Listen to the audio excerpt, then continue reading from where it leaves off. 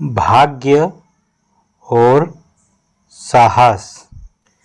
एक बार की बात है, अचानक भाग्य और साहस में झगड़ा शुरू हो गया। छोड़ो छोड़ो, सबसे बड़ा मैं हूँ। दोनों की आपस में खींचातानी चलती रही। अरे भाई, सबसे बड़ा मैं हूँ। मैं चाहे तो राजा को भी भिखारी बना सकता हूँ। मुझे साहस यूं ही नहीं कहते। छोड़ो छोड़ो, तुम्हारे चक्कर में तो आदमी जिंदगी भर इंतजार कर सकता है। यदि आदमी में साहस ना हो तो कुछ भी नहीं कर सकता। तो बताओ कौन बड़ा है? साहस करो तो सुख प्राप्ति होती है, तब ही व्यक्ति भाग्य का निर्माण करता है। तो बताओ मैं बड़ा हुआ या नहीं? इसलिए मैं तुमसे बड़ा हूँ। मैं तुम्हारी आंखों में आंखें डालकर कह सकता हूँ कि मैं बड़ा हूँ। यदि व्यक्ति कितना भी सुखी क्यों ना हो, जब तक मैं किस्मत यानी भाग्य न साथ दूं, उसका सारा सुख चैन नींद, रातों की नींद सुख चैन सभी छीन सकता हूँ। इसलिए मैं बड़ा हूँ। तभी तो लोग मेरी पूजा करते हैं, मेरा रास्ता देखते हैं। यदि साथ में हूँ तो बल धन संपत्ति की कमी, किसी चीज की कमी नहीं रहने दूं। अब साहस भी कहाँ चुप रहने वाला था। अरे भाई, भाग्य कितना भी अच्छा क्यों ना हो, जब तक व्यक्ति साहस कर उन्नति करने की कोशिश नहीं करेगा, वह तुम्हें गाली दे सकता है और कुछ नहीं कर सकता।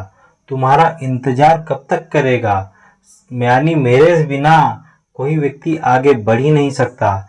इसलिए अब बताओ कौन बड़ा हुआ? जोखिम लेगा तो भाग्य का निर्माण करेगा। साहस मतलब मेरी हिम्मत रहेगी तभी व्यक्ति आगे बढ़ेगा। अब बताओ कौन बड़ा हुआ?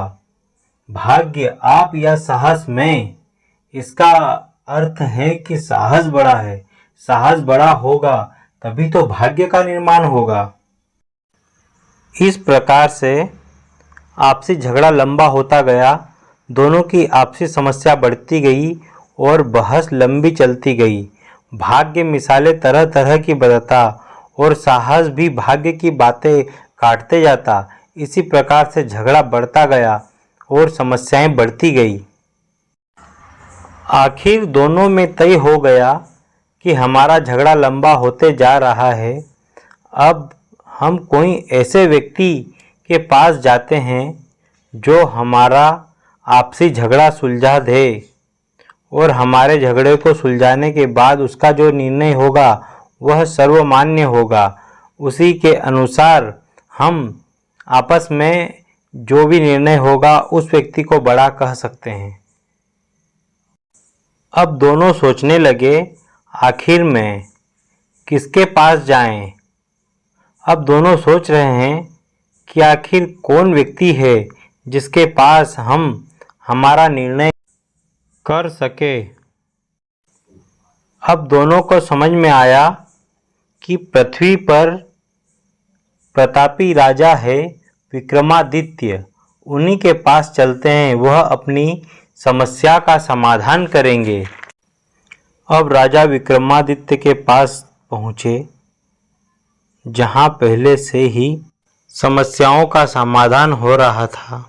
राजन, महल में ही बात करें तो अच्छा है। राजा ने दोनों का स्वागत करते हुए कहा कि मैं धन्य हूँ जो आप दोनों एक साथ मेरे राज्य मेरे महल में पधारें। मैं धन्य हूँ। मैं आपकी क्या सेवा कर सकता हूँ? महाराज, आप न्याय के लिए जाने जाते हैं। मैं कहता हूँ कि मैं बड़ा हूँ और भाग्य जी कहते हैं कि मैं बड़ा हूँ। आखिर में आप बताएं कि हम दोनों में आखिर में बड़ा कौन है? भाग्य ने विस्तार पूर्वक महाराज को पूरी बात बताई कि हमारे दोनों की वजह एक ही है कि हमारे दोनों में आखिर में बड़ा कौन है। इस प्रकार से विस्तार पूर्वक भाग्य ने महाराज विक्रमादित्य को पूरी बात बताई। राजा सत्यवादी और न्यायप्रिय थे। उन्होंने दोनों की बातें सुनी। महाराज विक्रमादित्य, हम आपके हाव भाव और स्वागत से काफी प्रसन्न हुए। अब हमारा केवल निर्णय कर दीजिए, हम दोनों में से केवल कौन बड़ा है, यह फैसला जल्द ही सुनाएं। अब राजा विक्रमादित्य काफी चिंतित हुए कि कभी वेदों ग्रंथों में भी इस बात का मैंने कभी जिक्र नहीं सुना होगा और न ही कभी पढ़ा, तो मैं इन दोनों का निर्णय कैसे दूं? राजा विक्रमादित्य काफ़ी सोच में आखिर में कौन बड़ा होगा, वह सोच में ही आखिर में भाग्य बड़ा होगा या साहस। अब राजा काफ़ी चक्कर में पड़ गए। वह बता नहीं पा रहे थे और नहीं पता लगा पा रहे थे कि आखिर में दोनों में से बड़ा कौन है और छोटा कौन है। भाग्य या साहस में दोनों में बड़ा छोटा कौन है। राजा बड़े चक्कर में थे और क्या कहें, दोनों को आखिर क्या जवाब दें। राजा काफ़ी चिंतित। राजा ने कहा मन में कि भाग्य से सिंहासन है, राजगद्दी है, हाथी है, घोड़े हैं, यश कीर्ति धन संपदा भाग्य से ही है, परंतु साहस से कई बार लड़कर हम बड़े बड़े राजाओं के नाम और कीर्ति फैलाई है। जल्द बताएं महाराज विक्रमादित्य, जल्द बताएं। जल्द बताएं राजन, जल्द बताएं राजन। अब मुझे सोचने के लिए कुछ वक्त चाहिए। जल्द फैसला कर दो राजा साहब, जल्द फैसला कर दो, और जो भी छोटा हो वह भी कह दो। जल्द बताओ, डरो मत। नहीं, मुझे कुछ वक्त चाहिए सोचने के लिए। आप दोनों के झगड़े में फैसला जल्द कर सकता हूँ, लेकिन मुझे सोचने के लिए कुछ वक्त चाहिए ताकि मैं सही निर्णय ले सकूं। कितना वक्त? आखिर महाराज आपको कितना वक्त चाहिए? आप दोनों मुझे 6 महीने का वक्त दें। आप मुझे 6 महीने का वक्त दें, इसके बाद आइए आप दोनों का फैसला कर दूंगा। उस दिन भी आप टाल मत देना महाराज विक्रमादित्य। अच्छी बात है, हम पूरे 6 महीने के बाद ही आते हैं। उस दिन आप आपका फैसला जरूर सुनाएं। आखिर में भाग्य और साहस दोनों चले जाते हैं। महाराज सोच में, यहाँ तो मुझे हर प्रकार से सुख सुविधा है, भाग्य और साहस की परीक्षा कैसे दे पाऊँगा। आखिर मैं भाग्य और साहस की परीक्षा कैसे दे पाऊँगा। कुछ दिनों से नगर से बाहर चले जाता हूँ, सेनापति सब कुछ संभाल लेंगे और पता कर लौट कर आता हूँ कि भाग्य और साहस में आखिर में बड़ा कौन है। आखिर महाराज कुछ दिनों से काफी चिंतित दिखाई दे रहे हैं। आखिर कारण क्या हो सकता है? महाराज काफी दिनों से चिंतित दिखाई दे रहे हैं। आखिर कारण क्या हो सकता है? महारानी जी, भाग्य और साहस आए थे महाराज विक्रमादित्य के पास अपना आपसी झगड़ा सुलझाने के बाद। उस दिन से महाराज काफी चिंतित लग रहे हैं। राजन, आपने आपकी समस्या के बारे में मुझे नहीं बताया, परंतु मुझे पता चल गया है। आप जा सकते हो कुछ दिनों के लिए बाहर। धन्यवाद महारानी साहिबा, मैं आपको बताने वाला ही था। इस प्रकार से राजा अकेले महल से निकल पड़े कि आखिर भाग्य साथ देता है या साहस देखता हूँ।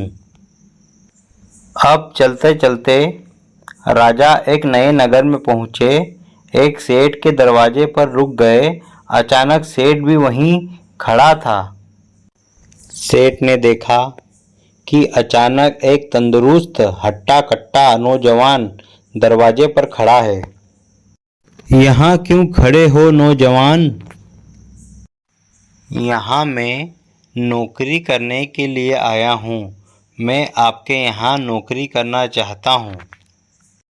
आपके पहनावे से लगता नहीं कि आप नौकरी के लिए आए हो।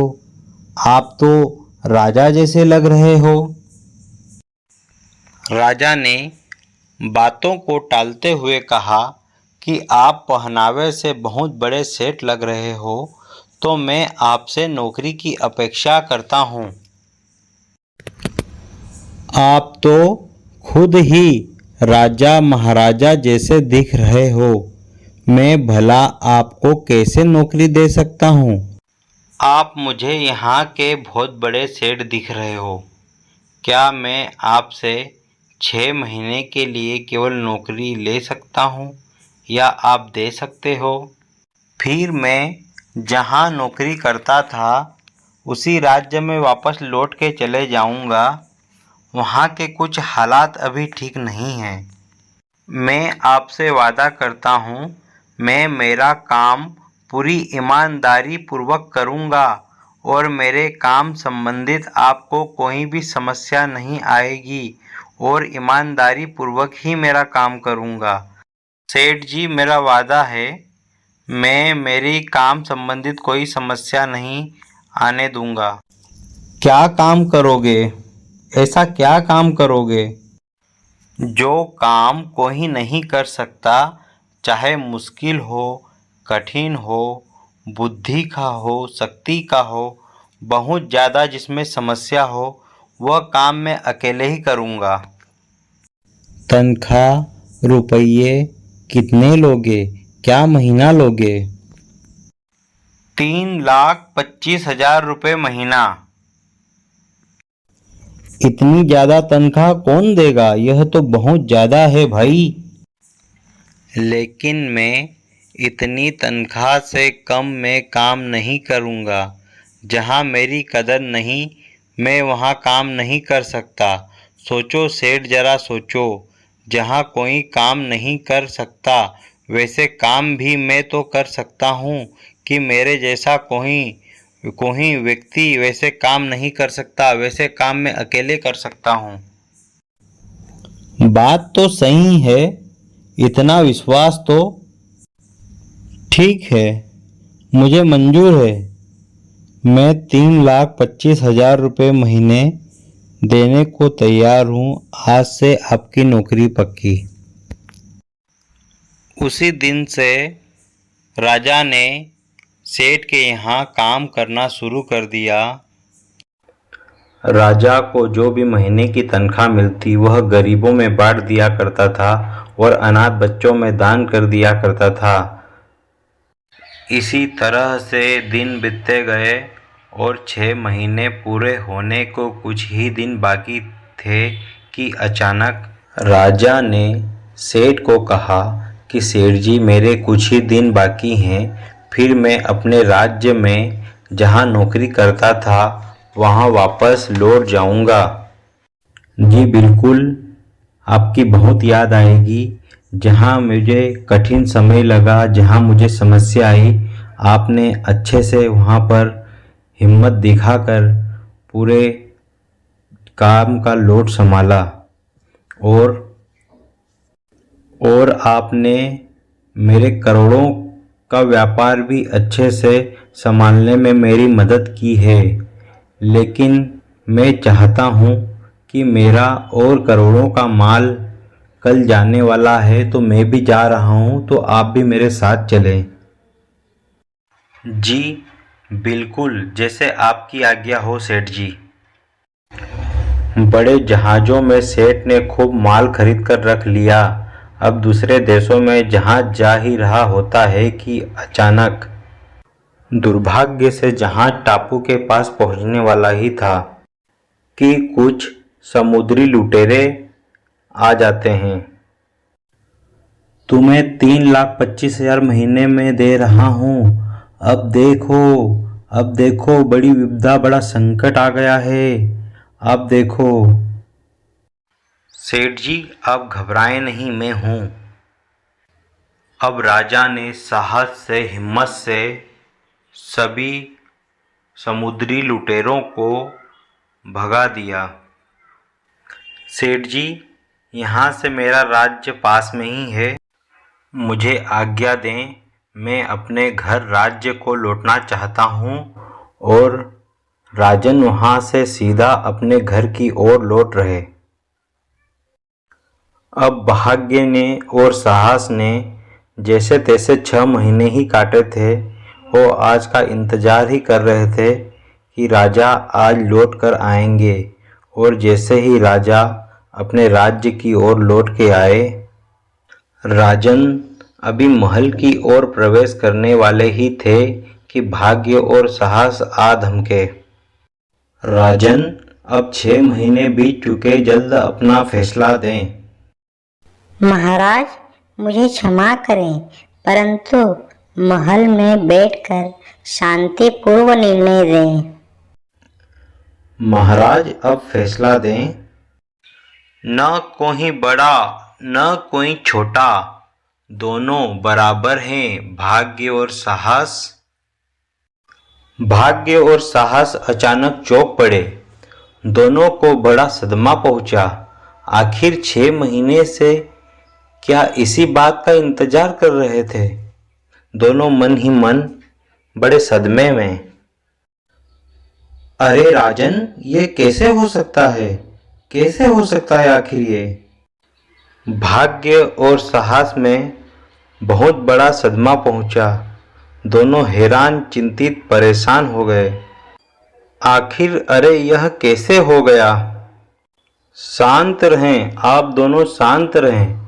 राजा विक्रमादित्य ने 6 महीने आप बीती की कथा सुनाई कि भाग्य देवता ने मेरे ऊपर कृपा की, मुझे सेठ के यहाँ 3,25,000 रुपये महीने की नौकरी दी। यह भाग्य देवता की कृपा हुई।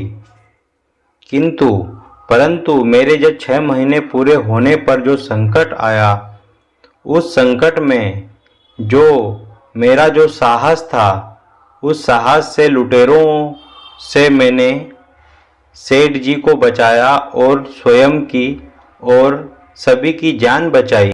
और यह साहस द्वारा ही सब हुआ। अब दोनों को पूरी बात समझ में आ गई और दोनों के दोनों भाग्य और साहस दोनों प्रेम, स्नेह और भाईचारे से रहने लगे और दोनों का झगड़ा समाप्त हो गया। उस दिन से दोनों का कभी झगड़ा नहीं हुआ।